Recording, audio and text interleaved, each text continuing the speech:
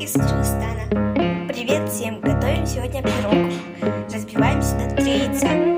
Вот я разбила 3 яйца. Добавляем стакан сахара. Взбиваем до пенки. У меня миксером. Вот я взбила до пенки. Добавляем соль. Тоже взбиваем. Вот я взбила. Добавляем 300 грамм молока. И перемешиваем. Я пока здесь добавляю 270 грамм муки. Сейчас посмотрим, сколько уйдет. Я перемешала муку с разрыхлителем, с пачкой, и я добавляю 280 грамм муки сейчас сюда. У вас должно получиться вот такая консистенция. Сода, уксус. Добавили сюда уксус с содой. Добавляем 3 столовых ложек масла.